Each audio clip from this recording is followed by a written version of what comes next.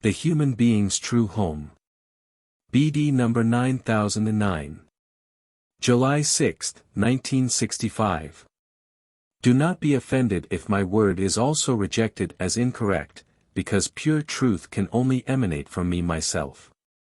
And that you are taught by me myself can be easily established as soon as people of good will have scrutinized the spiritual information they received from you. Although it is not possible to provide any evidence because people are completely unfamiliar with the spiritual information which, for reasons of religious liberty, cannot be reinforced by proof, but everyone of goodwill can feel the certainty within himself to be on the right path. Thus he is also able to believe without proof, and yet he will know that what he believes is right.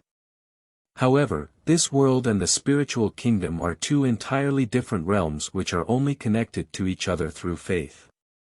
Nevertheless, when you receive the kind of knowledge from the spiritual kingdom which cannot be gained intellectually, you humans can accept it without hesitation as a sign of the reality of this realm, because regions are made accessible to you which only I myself can truthfully explain to you.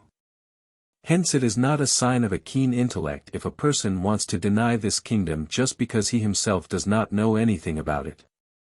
But every human being could acquire this evidence of a spiritual world if he would ask me for it, although he is usually prevented from doing so by his intellect which only wants to know what can be verified.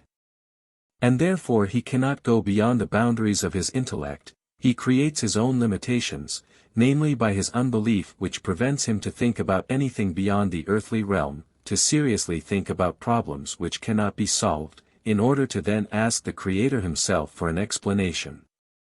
However, because he has to believe in a Creator in order to do this, only the devout person will be able to establish contact with him, and the unbeliever will remain content with the world he can see and which is the real world to him. Yet consider the results a person could gain were he, apart from his keen intellect, also deeply devout, who would turn to me with every question which I would duly answer. But there are only a few of them. Most people shun such contact with the spiritual kingdom since their fellow human beings would then regard them as supernatural people who do not fit into the structure of the earthly world. And yet, if only you knew how beneficial the work of such people can be, how important the knowledge is which they receive from above, you would do anything to benefit from their knowledge, since it is the path that leads you humans from the earthly into the spiritual kingdom, which is every person's true home and which one day will receive you all, irrespective of whether you are fully mature or not. I myself offer you an incredible blessing by speaking to you in order to unite these two realms, in order to give all people the opportunity to take the step from the earthly into the spiritual kingdom, and you reject this blessing because your intellect opposes it, because you do not want to let your heart speak. However, your heart cannot speak to you because you lack love.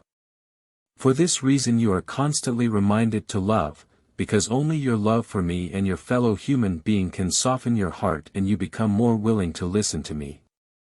I only ever just ask for your love in order to then give you knowledge which would surpass your intellect, which would make you truly happy. Because taking a glimpse into spheres which are otherwise closed to mortals will please every person and provide him with the tranquil joy of a knower who no longer walks in darkness but to whom everything has become light and clear. And especially the fact that people are able to elevate their thoughts into previously unknown spheres should convince you of the truth of such knowledge. Hence you should acquire this knowledge for yourselves, always remembering that you yourselves will inhabit this kingdom one day, that you are merely temporarily living on earth and sooner or later will enter your true home. Then you will establish the relationship with me again, who followed you into the abyss, who waited until you, as human beings, were able to consciously unite with me again, in order to then make you happy once more by giving you the knowledge which previously used to belong to you in great measure. But then you will not be far from your final homecoming, you will return into your Father's house which you once left voluntarily. Amen.